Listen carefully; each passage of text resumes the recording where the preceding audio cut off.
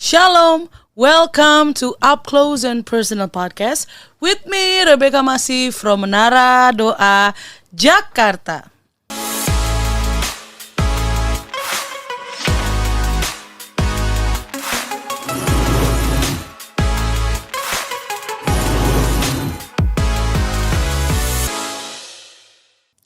Setelah beberapa bulan terakhir kita membahas tentang kingdom culture atau budaya kerajaan surga yang ada di dalam Matius 5 sampai dengan Matius yang ke-7, saya percaya kita sudah belajar banyak dan saya percaya setiap kita saat ini sudah mulai mempersiapkan diri kita untuk menjadi mempelai Kristus. Pada episode kali ini kita akan membahas tentang hal yang mungkin hari-hari ini sedang hits ya, dan menjadi pembicaraan buat pasangan muda-mudi yang sudah menikah atau yang belum menikah tapi punya pemikiran yang saya juga dulu berpikir seperti itu gitu ya, yaitu soal child free atau tidak mau punya anak gitu ya.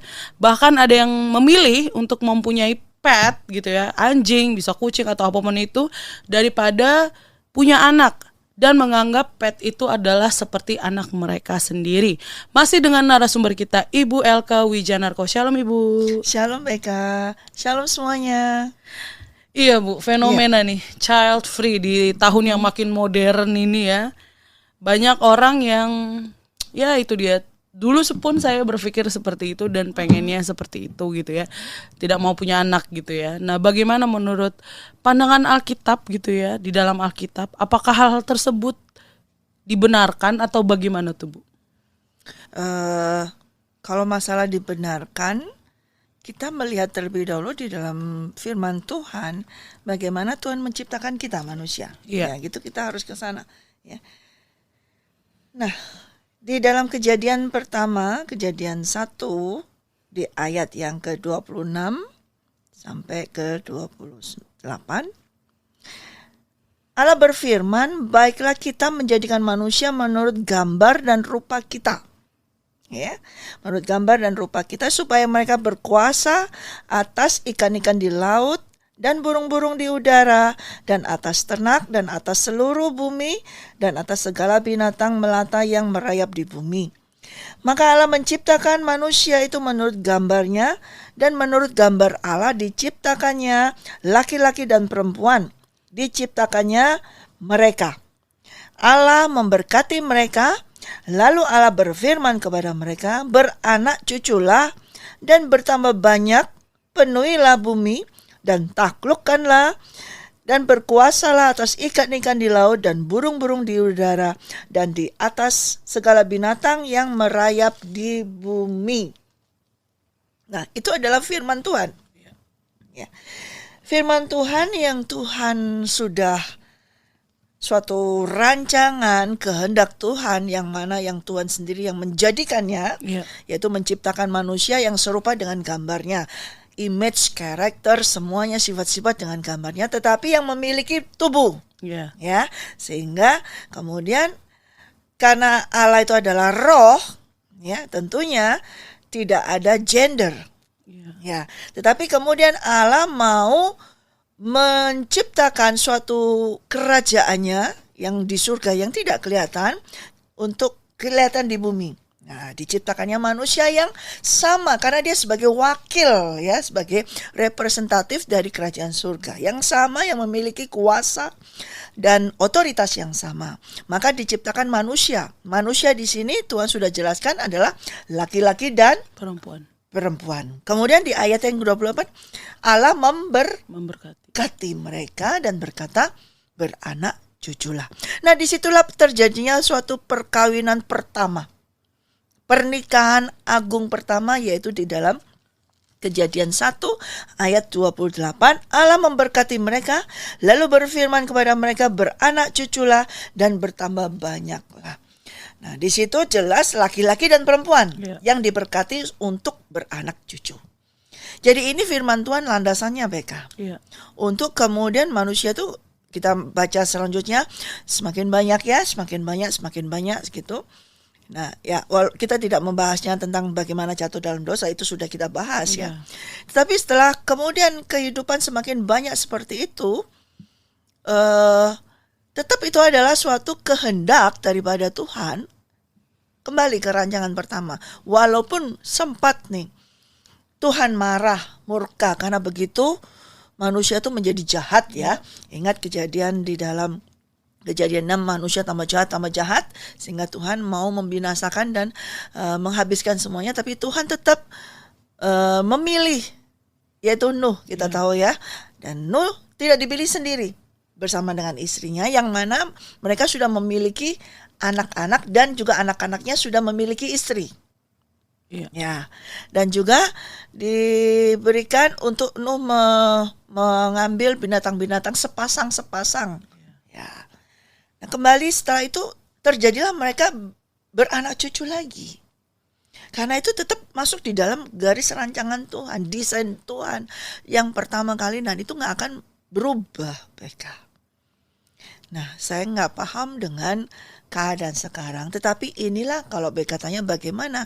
Nah, inilah berdasarkan firman Tuhan, tetap beranak cucu, diberkati.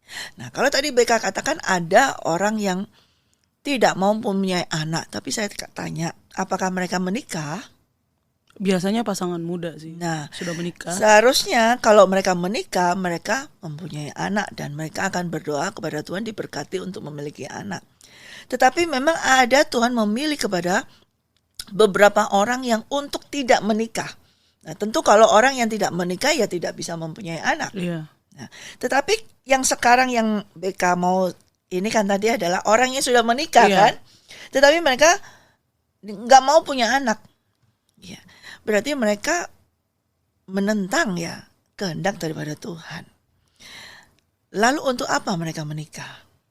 Kalau mereka tidak mau punya anak, lebih baik mereka tidak menikah.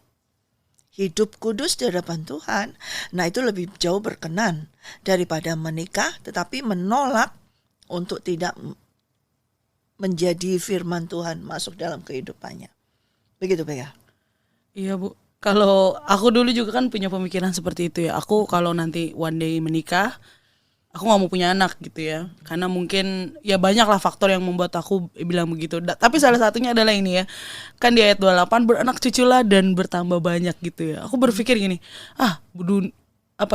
bumi ini udah banyak penuh sesak, jadi gak usah lah nambah ini lagi susah-susah gitu lah. Mungkin ada juga beberapa yang berpikir seperti aku juga gitu ya. Bumi itu udah penuh sesak ya udah sih gitu. Gak usah ditambah-tambah lagi gitu loh dengan mempunyai anak gitu. Nah, itu gimana tuh? Itu siapa kita bisa berkata demikian? Sedangkan yang menciptakan aja berkata bertambah banyak lah, ya kan? Tentunya yang pencipta ini yaitu Tuhan Allah Maha Kuasa ini, dia sanggup ya.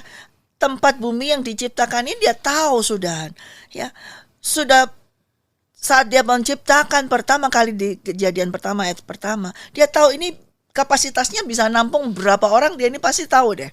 Iya sih. Iya kan? Jadi sorry ya, itu kan terlalu dangkal ya, pemikiran yang terlalu childish ya menurut saya. Itu hanya kayak itu suatu cover aja, suatu alasan aja untuk dia mengajukan atau mendahulukan kepentingan pribadinya dia sendiri atau egois. Hanya ada, kayaknya aku baik nih, ini dunia sudah ini, aku nggak lagi juga seperti itu gitu loh ya kan. Karena gini Beka, setiap hari itu amazing dari Tuhan. Dimana ketika ada terjadi suatu kelahiran, pada hari yang sama juga ada terjadi kematian. Jadi kalau dibilangkan oleh BK nanti dunia sudah penuh dengan manusia, nggak mungkin sehari itu kematian dengan kelahiran itu sama nilainya, hampir sama. Ya. Ada yang lahir, ada juga yang mati. Nah itu pasti nggak akan memenuhi deh, nggak akan memenuhi, dan itu nggak akan bisa menggoyahkan daripada fondasi ketika Tuhan menciptakan manusia. Ini dasarnya adalah untuk memenuhi, untuk menjadi umatnya, untuk menjadi kerajaannya di bumi. Begitu. Ya, jadi itu adalah ya namanya juga itu ya, Bu. Penyanggahan, kayak suatu alasan yang supaya kita kayaknya baik-baik banget gitu kayaknya ya. Bener nih gitu kan. Tapi sebetulnya egois ya. Iya. Hidupnya hanya untuk dirinya sendiri. Nah, sedangkan kenapa Tuhan berkata beranak cuculah? Karena Tuhan tidak mau manusia ini menjadi individu. Iya. Ya, kalau Tuhan menciptakan manusia individu, tentunya tidak diciptakan laki-laki dan perempuan. Ya, cukup laki satu aja, jadi cuma ada satu Adam aja, nggak ada yang lain, sehingga nggak bertambah banyak. Iya. Tapi karena Tuhan mau menjadi manusia bukan individu, tapi manusia yang berfellowship, bersekutu, ada suatu jalinan relationship, tentunya harus ada bertambah banyak.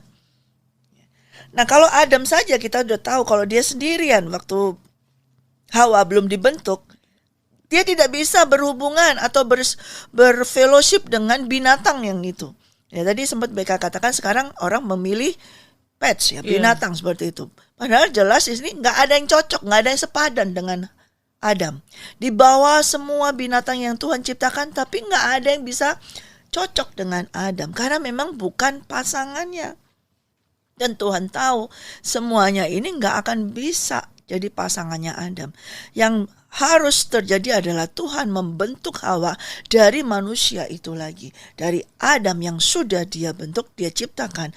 Diciptakanlah perempuan itu yang menjadi pasangannya. Iya, untuk mungkin ya yang sekarang ini ya Bu ya, yang masih pasangan muda gitu yang sudah menikah, yang beberapa saya temui memang dia tidak mau punya anak, tetapi lebih memilih untuk merawat pet itu seperti anak ya, seperti anak sendiri dibanding actual punya anak sendiri gitu ya. Ada beberapa yang saya temui gitu ya.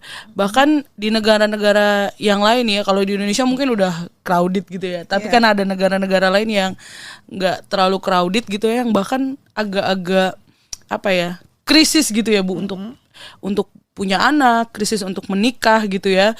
Lalu negaranya bilang ya udah kalau misalnya punya anak nanti dikasih deh dari negara sekian gitu ya. Saking krisisnya gitu.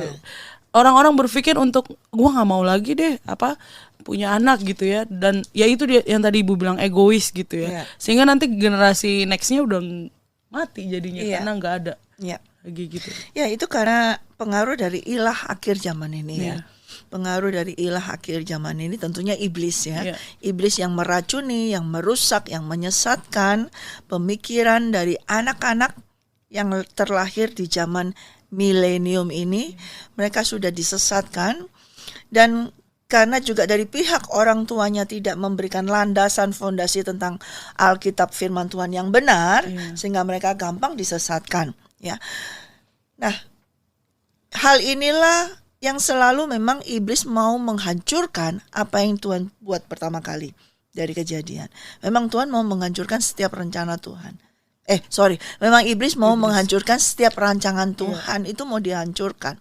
Menggagalkan supaya tidak ada manusia yang menyembah Tuhan, tidak ada manusia yang berhubungan dengan Tuhan. Jadi seperti mau dipunahkan, mau diputuskan seperti itu. Ya. Dengan alasan apa saja, atau dengan suatu pemikiran yang boleh dibilang modern atau kayaknya baik banget, atau kayak gimana, kayaknya manusiawi, tetapi still bukan dari Tuhan. Tidak bisa dikatakan itu adalah kebenaran. Ya. Nah, kalau kita tidak hidup di dalam kebenaran, ya sekalipun pasangan muda tersebut yang contoh yang tadi yang BK sampaikan, dia memuji Tuhan, dia menyembah Tuhan, bahkan dia mungkin melayani Tuhan, menjadi apa saja, melayani Tuhan di komunitas, di gereja, di mana, tetap dia tidak memuliakan Tuhan. Ya. Karena dengan dia menolak hal tersebut, dia menentang apa yang Tuhan rancangkan dalam kehidupannya. Kecuali memang Tuhan memang tidak menghendaki dia memiliki anak. Tetapi kalau sudah dari start awal sebagai seorang pasangan yang baru diberkati, mereka langsung punya suatu agreement, suatu konsep di mana kita nggak usah punya anak. Nah, itu yang salah. Mereka siapa bisa menentukan itu? Mereka bertindak sebagai Tuhan. Ya. Mereka bertindak sebagai Tuhan. Saya hari-hari terakhir ini diajar Tuhan tuh banyak belajar dari seorang yang bernama Abraham. Kita udah tahu. Ya. Bagaimana di usia lanjutnya dia juga tidak memiliki anak. Ya. Tetapi dia hidupnya sebetulnya fine-fine aja. Oke. punya bujang banyak, punya harta banyak, bagus semuanya. Tetapi tetap dia tidak memiliki anak. Tapi dia dipilih oleh Tuhan. Ya, anehnya di sini Tuhan pilih dia. Ya. Di usia yang sudah lanjut, kemudian Tuhan memberikan suatu janji kepada dia bahwa kamu akan menjadi bangsa yang besar. Di atas suatu tidak ada dasar seperti itu, janji Tuhan diberikan. Ya. Yang mana istrinya juga sudah mati haid ya, seperti itu. Tapi Tuhan janjinya bangsa yang besar. Nah, bangsa yang besar itu dari mana? Pasti dari anak cucu kan, seperti itu. Sedangkan dia sendiri tidak memiliki anak. Kalau kita ngelihat keadaan, kondisi fisik ya, Abram dengan Sarah tidak mungkin bisa menjadi anak, memiliki seorang anak. Satu pun nggak mungkin. Tapi kalau Tuhan sudah keluarkan word, firman, maka dia bisa menjadikannya. Karena dia Tuhan.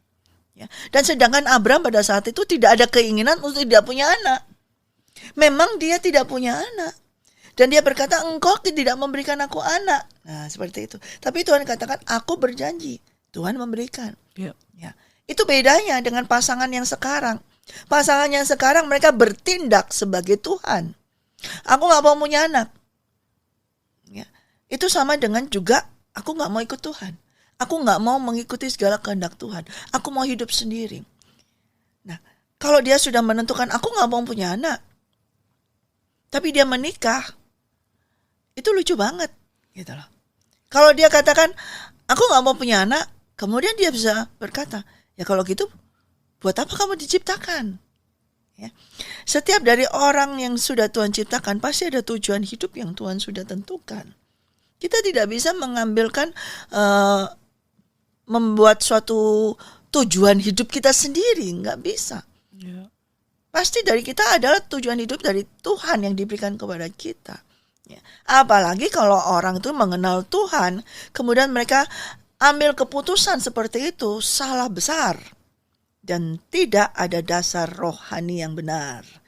Dan saya agak sedih juga kalau ada yang seperti itu. Mungkin belum ada yang menyampaikan hal kebenaran firman Tuhan. Kalau kamu punya pemikiran seperti itu, sia-sialah apa yang kau lakukan di dalam pelayananmu. Di dalam kamu melayani Tuhan, di dalam kamu memberikan persembahan, ketaatanmu kepada Tuhan.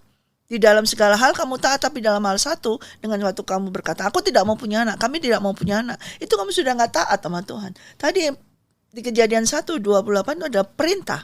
Beranak cuculah, itu segala sesuatu yang keluar dari mulut Tuhan adalah firman dan adalah titah raja, adalah perintah. Dan kalau kita hidup tanpa mentaati perintah Tuhan, sia-sia hidup kita. Gitu. Nah, jadi kalau saya mendengar ada suatu pernyataan seperti itu, sedih BK. Kalau misalnya kamu sudah menikah, kemudian kamu berjalan 1-2 tahun, kemudian kau tidak memiliki anak dan terus sampai kapan seperti Abraham tidak mendapat anak dari Tuhan, ya memang Tuhan tidak menghendaki. Ya. Kamu tetap terus bisa berdoa seperti Abraham, terus tetap percaya. Dan pada waktunya Tuhan akan memberikan. Banyak yang terjadi seperti itu. Puluhan tahun mereka tetap setia, tetap berdoa. Tapi di dalam hati mereka, di dalam kehidupan mereka gak langsung bikin suatu statement, kita gak usah punya anak deh. Gak ada. Tapi mereka tetap berharap, bahkan mereka berdoa. Seperti Abraham berharap walaupun gak ada dasar. Tapi mereka terus berdoa. Dan Tuhan berikan. Dan mereka hidup sampai anak cucu. Karena mereka hidup menurut kehendak Tuhan. Nah, kalau sudah ambil seperti itu namanya hidup tidak menurut kehendak Tuhan. Itu mengerikan, BK. Mengerikan sekali. Ya, sepertinya kita baik, sepertinya kita kudus, melayani. Tapi kalau kita tidak mau mengikuti kehendak Tuhan, gak bisa. Apapun alasannya. Apapun alasannya. Ya, seperti tadi saya katakan. Kecuali memang kamu masih single. Oh iya. Ya, kamu masih single. Kemudian kamu berdoa. Ya, seperti yang Tuhan kehendaki. Mungkin kalau Tuhan menghendaki kamu mendapatkan suatu jodoh. Bukan suatu jodoh. Seorang jodoh, pasangan yang sesuai. Kemudian menikah. Nah, terus apa yang rencana Tuhan? Memiliki anak. Ya, terus terjadi. Tapi bila tidak. Ya, bila memang Tuhan sudah memilih untuk hidup dengan dia, ya, untuk pilihan dari Tuhan sendiri, ya Tuhan akan memberikan kekuatan kepada dia. Tetapi kalau tidak, kemudian yang penting kita pokoknya kita bebas aja deh menikah tapi kita nggak usah punya anak. Berarti kan itu menentukan jalan hidupnya sendiri. Iya sih. Iya kan? Iya. Siapa kamu kok berani menentukan? Kamu bisa menciptakan apa? Saya pengen tanya kepada pasangan tersebut. Pasangan-pasangan yang berkata demikian.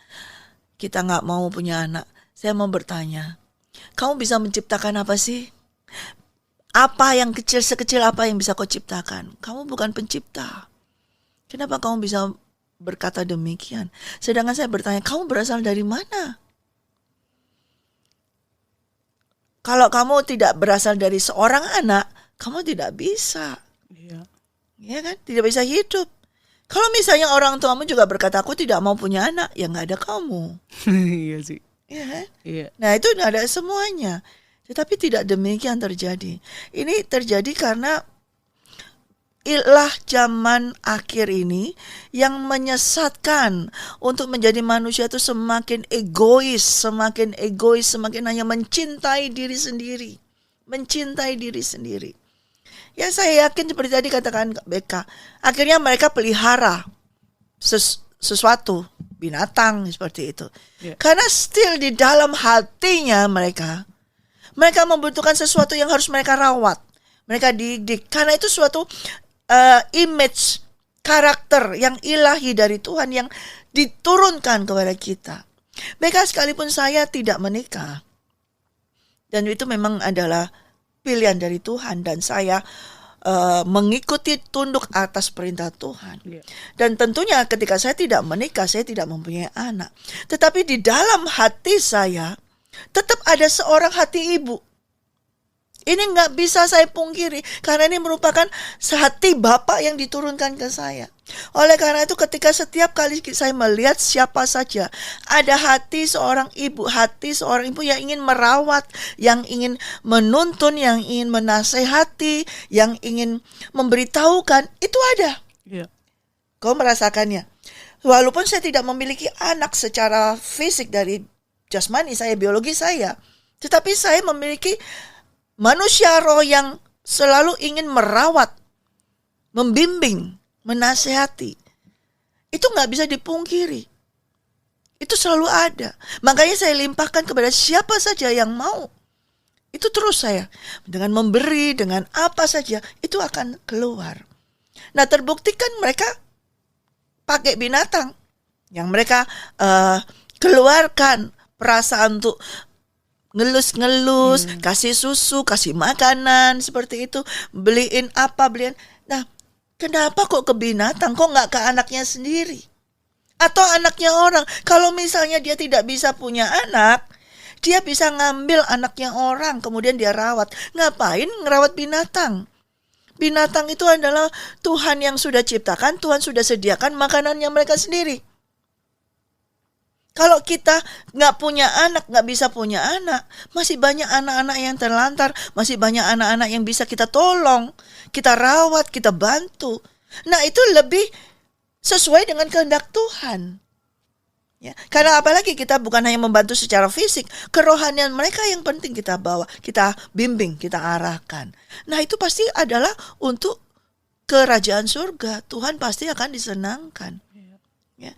Kalau binatang bisa memuji Tuhan apa? Binatang bisa melakukan apa? Ya. Tetapi ketika seorang anak, walaupun itu bukan dari darah dagingmu sendiri, saya percaya kalau dia engkau rawat dengan kasih, dengan roh daripada Tuhan Allah Bapa, anak itu pun bisa memuliakan Tuhan. Ya. Dan itu malah Tuhan disukakan karena mungkin ada yang menelantarkan anak. Nah di situ ini Tuhan gak mau anak-anak itu terlantar. Tuhan mau ada orang yang mau tetap merawat seperti dia merawat kita. Demikian. Nah, ini yang diserongkan baik. Yang saya katakan ya, sejak tampilnya Yohanes Pembaptis, Tuhan katakan kerajaan surga diserongkan. Ya. Berapa banyak uang yang dibuang untuk pelihara binatang? Lumayan. Jauh banyak, lebih mahal sekali. Ya, lebih makanannya aja lebih mahal daripada makanan kita kayaknya. Iya, dulu aku punya anjing makannya daging, aku nggak makan daging. Kenapa begitu ya kan? Nah itu hanya suatu pengalihan ya dari iblis yang kayaknya baik, tapi itu dijauhkan dari kehendak Tuhan, dijauhkan dari fondasi landasan firman Tuhan. Supaya manusia ini walaupun baik, tapi Tuhan nggak kenal, Tuhan nggak terima, gitu loh. Nanti pada saat akhirnya ketuk pintu nggak dibukain sama Tuhan, aku nggak kenal kamu. Nah itu yang dimaui oleh iblis, supaya pada akhirnya tuh semua nggak dikenalin oleh Tuhan. Itu, ini penyesatan yang tidak disadari, dan saya sedih sekali kalau melihat ada pasangan-pasangan muda yang melakukan hal tersebut. Ya, sedih sekali. Siapa kamu, gitu loh. Kamu gak tahu berarti kamu tuh siapa. Kamu diciptakan oleh siapa. Ya. Mungkin ada juga yang merasa dia sebagai anak, dia sudah hidupnya gak enak mungkin ya. Kemudian karena mungkin orang tuanya gak enak, gak baik seperti itu. Kemudian dia tidak mau punya anak melakukan itu. Itu juga suatu pemikiran yang salah. Itu juga suatu sikap yang salah besar dan tidak benar di dalam Tuhan. Ya. Kalau kita pernah mengalami hal yang gak enak di dalam kehidupan kita sebagai anak, malah seharusnya kita akan melakukan yang terbaik untuk orang, untuk kemudian supaya kalau jangan sampai hal yang pernah kita alami itu dialami oleh orang lain, tapi bukan berlebihan juga. Ya. Nah justru harusnya begitu, tidak menjadikan suatu fobia, tidak menjadikan suatu takut gini. Nah kalau takut seperti itu, ya ini akhirnya semua itu berasal dari ketakutan. Yang ketakutan itu berasal dari iblis. Setiap orang yang sudah takut jadi iblis. Nah cuman saya bertanya nih, suatu pertanyaan, kalau takut punya anak, kok nggak takut menikah? Kok mau aja menikah? Hanya untuk apa? Supaya dapat status, supaya dapat bisa hubungan seksual dengan sah, legal. Is that? Itu tetap tidak benar di hadapan Tuhan. Ya. Kalau kamu memang tidak mau punya anak, so jangan married, jangan menikah. Stay holy, tetap kudus, layani Tuhan. Nah itu yang benar. Tapi kalau kamu hanya untuk ya supaya nggak usah anak, ya berarti kamu menentang ini firman Tuhan tadi yang saya bacakan jelas. Ini aja begitu. Hanya dasar dari fondasi dari kejadian. Kejadian itu apa? Ya kejadiannya kamu dan saya, kejadiannya kalian. Ketika kalian diciptakan kejadiannya kayak gini, kita harus kembali di situ. Wow, ya. Saya juga dulu sempat berpikiran seperti itu sebelum masuk Nara 2 Jakarta gitu ya. Yeah. Saya gak mau punya anak, no gitu ya. Karena ya itu tadi Bu, saya mengalami masa kecil yang tidak enak gitu ya, sehingga saya tidak mau ketika nanti punya anak, ya anak itu mengalami hal yang sama seperti saya alami. Jadi nggak deh gitu ya, nggak deh untuk punya anak gitu ya. Dan saya juga melihat beberapa yang sepertinya nggak gimana ya, kok nggak capable jadi orang tua, bisa jadi orang tua gitu loh, lebih baik nggak usah gitu kan atau gimana. Nah saya berpikir seperti itu gitu ya. Bahkan belum apa ya, maksudnya kayak ya itulah Bu yang tadi Ibu bilang gitu ya, banyak hal di masa lalu yang membuat saya aduh nggak dulu deh punya anak gitu. Kalau nanti saya menikah gitu ya, kalau sekarang kan ya belum kan ya, maksudnya nanti kalau misalnya menikah nggak dulu deh kayaknya gitu, seperti itu gitu. Ya lebih baik berserah kepada kehendak Tuhan BK. Jadi kita tidak bisa memikirkan untuk kita ini tentang masa depan kita, karena masa depan kita semuanya itu ada dalam Tuhan.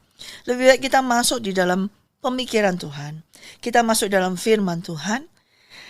Nah Tuhan nantilah yang akan mengatur, menyediakan, mempersiapkan kita pada waktunya yang tepat.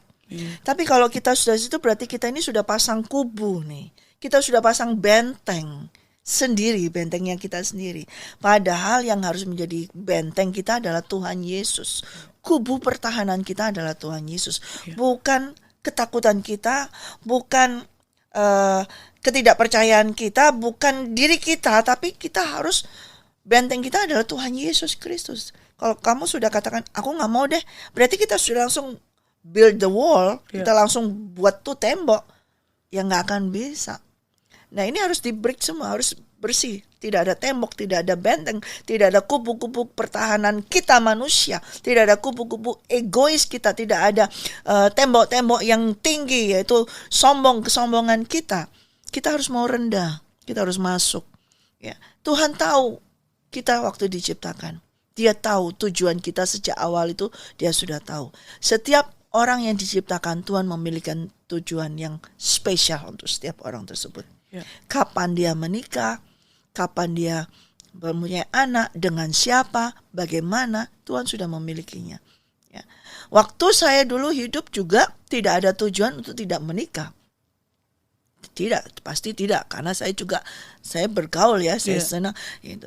Saya ada menjalin hubungan dengan pria begini banyak. Tetapi sampai pada akhirnya saya tidak tahu kalau ini merupakan suatu panggilan, kehendak dari Tuhan setelah saya mengalami suatu masalah di sakit tubuh, dan Tuhan meminta kepada saya, yaitu di tahun 2001 ya. Nah sejak itu saya pada saat itu masih menggebu-gebunya, masih ingin ya untuk, ya tentunya sebagai seorang perempuan wanita, pada saat itu saya bekas model juga ya. Jadi saya ingin juga memiliki suatu, masih ada dalam angan-angan ini, ntar punya suami, punya anak. Saya memikirkan tuh punya anak, punya semuanya. Ya. Tetapi ketika saya dipanggil Tuhan, saya harus masuk dalam pemikiran Tuhan. Saya harus masuk di dalam garis rancangan Tuhan. Saya sudah gak bisa lagi punya rancangan sendiri. Saya tinggalkan segala rancangan saya itu, dan saya masuk di dalam garis rancangan Tuhan. Kalau memang Tuhan menghendaki hidup saya sendiri tidak menikah, Dia memberikan kekuatan dari segala desire, hasrat segala macam apapun. Dia yang akan memenuhi, Dia yang menggantikan semuanya. Ya. Dan ternyata tetap naluri seorang ibu itu tetap ada. Dan saya tetap bisa membagikan kepada setiap orang yang di menara ini. Saya sebagai ibu, saya perhatikan, saya semua itu nggak bisa hilang naluri dari seorang ibu yang Tuhan taruh di hati saya sebagai dia hati bapak, dan ditaruh di dalam hati saya, tetap nggak bisa. Nah itu saya punya, walaupun saya tidak memiliki anak secara biologis, tapi anak-anak saya banyak juga ada anak saya, termasuk BK, termasuk semua orang yang mau menjadi anak-anak rohani, katakan seperti itu, banyak. Karena saya selalu mau membangun, membimbing, merawat. Nah itu Tuhan mau seperti itu. Oke, berarti saya masuk dalam rancangan Tuhan. Apakah saya sekarang ini bahagia? Saya bahagia, walaupun dengan keadaan yang boleh dibilang sendiri, tapi saya tetap menjalankan apa yang Tuhan kehendaki dalam kehidupan saya. Saya tidak menyangkal, saya tidak menolak. Oh, saya nggak mau menikah, bukan dari saya. Oh, saya nggak mau punya anak, bukan dari saya. Tapi Tuhan menghendaki, memilih dari saya, seperti Rasul Paulus seperti itu. Ya, dan Rasul Paulus juga katakan itu semua pilihan dari Tuhan, panggilan. Tidak bisa dari kita sendiri. Nah kalau yang tadi kan dari kamu sendiri, dari manusia sendiri. Sudah punya pasangan, sudah menikah, sudah diberkati lagi di gereja oleh hamba Tuhan. Yang mana pastinya seharusnya hamba Tuhan berkata, beranak cuculah. Tapi mereka langsung buat suatu benteng. Tidak, kami tidak mau punya anak. Nah, terus kenapa diberkati di gereja? Betul kan? So, what for gitu loh ya kan. Jadi kalau kita mau hidup menurut kehendak Tuhan, pasti Tuhan akan membukakan, menyediakan, mengajar. Kalau dibilang tadi aku nggak ngerti cara gimana ngatur anak, mendidik anak begini gini, nanti pada waktunya Tuhan yang ajarkan, itu pasti ada. Coba Adam dan Hawa, siapa yang ngajarin? Gak ada sih. Gak ada parenting zaman dulu, gak ada. Ada satu, yaitu Bapa itu sendiri. Karena Bapa dikatakan sebagai Bapa. Ya, ketika Allah Bapa menghembus si Adam pertama, dia sebagai Bapa itu dulu. Heavenly Father. Di situ dia sebagai Bapa. Dan sebagai Bapa dia merawat, menjagai, semuanya menyediakan. Itu diturunkan kepada Adam. Dan sehingga Adam dan Hawa bisa ketika memiliki anak, mereka bisa merawatnya. Gimana cara lahirnya, mereka bisa ngatur sendiri. Belum ada dokter. Tidak ada dokter, tidak ada bidan, tidak ada apapun dari Tuhan. Itu kenapa? Karena dia masuk dari rancangan Tuhan, kehendak Tuhan. Nah ini manusia ini mau mau keluar dari garis rancangan Tuhan, mau keluar dari, tapi mau terima berkat Tuhan. Lalu lucu banget ya kan? Mau keluar dari kehendak Tuhan, tapi minta berkat Tuhan, yang akan diberkati dong, ya kan?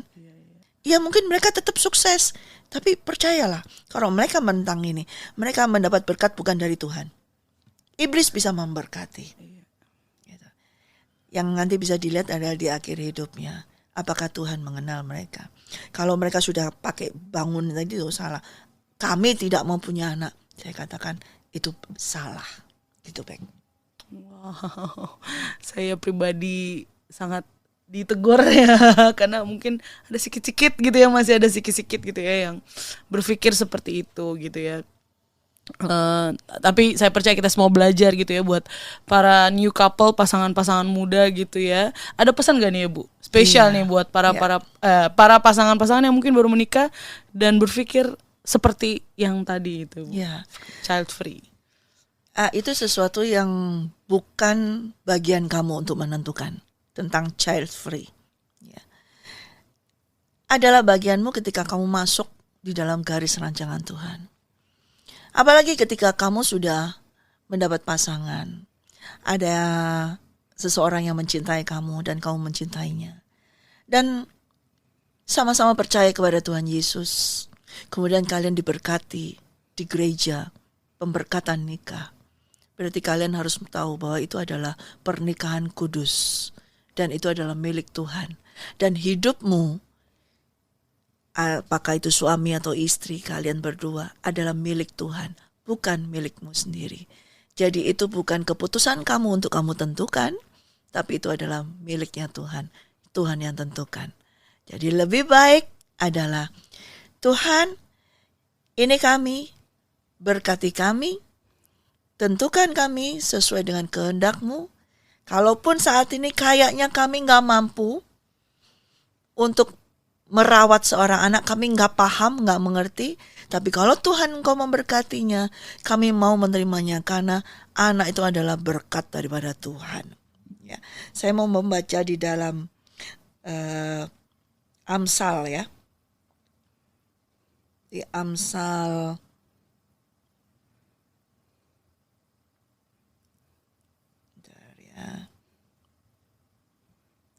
Amsal 17 ayat 6. Amsal 17 ayat 6. Mahkota orang-orang tua adalah anak cucu, dan kehormatan anak-anak ialah nenek moyang mereka. Ya. Mahkota orang-orang tua adalah anak cucu, dan kehormatan anak-anak adalah nenek moyang mereka. Anak cucumu adalah mahkota dari orang tuamu. Berarti kalau engkau tidak memiliki anak dan cucu, berarti engkau tidak memiliki mahkota. Dan engkau sebagai anak, kalau berhenti sampai di kamu, berarti kehormatan di atasmu, nenek moyangmu, berhenti, sudah tidak ada lagi. Stop. Ya. Sedangkan firman Tuhan berkata, beranak cuculah. Ya, bertambah banyaklah. Ya. Jadi kalau engkau memiliki anak, itu adalah mahkota daripada orang tua. Walaupun memang anak kecil itu kadang-kadang nyebelin juga sih, yang merepotkan begitu ya. Saya juga, tetapi kalau kita berasal dari Tuhan, tentunya menerima itu dengan kasih yang dari Tuhan. Ya. Jadi jangan ambil suatu keputusan yang bukan dari Tuhan. So please, kepada kalian pasangan muda, berserahlah kepada Tuhan dan kembalilah masuk ke dalam garis rancangan Tuhan, yaitu back to the Bible. Apa yang Tuhan kehendaki di dalam kehidupan kamu. Jangan sampai engkau diserongkan oleh iblis, oleh ilah zaman ini. God bless you. Wow, terima kasih Ibu. Terima kasih. Terima kasih, kita belajar banyak gitu ya soal child free dari kacamata Alkitab ya, daripada firman Tuhan gitu ya. Kalau menurut kita selama ini ya biasa aja, ternyata mulai diserongkan. dengan ilah, karena kita mikirnya biasa aja lah, apalah gimana ternyata Ya, apalagi dengan keadaan sekarang ya kayak Iya. gini ya semua. Oh lebih baik begini ya. Ya itulah iblis itu kan gesernya pelan-pelan tuh Iya. Beka. Iya betul. Sehingga kamu nggak kerasa, kamu nggak tahu kalau kamu sudah serong. Iya betul. Wah, terima kasih Ibu Sama-sama Beka. buat hari ini pelajarannya. Sampai di sini dulu podcast kita pada hari ini. Terima kasih untuk support Bapak, Ibu, saudara-saudari sekalian. Jangan lupa di like, subscribe, nyalakan lonceng dan share podcast Up Close and Personal. Be ready for He is coming. God bless you. God bless you.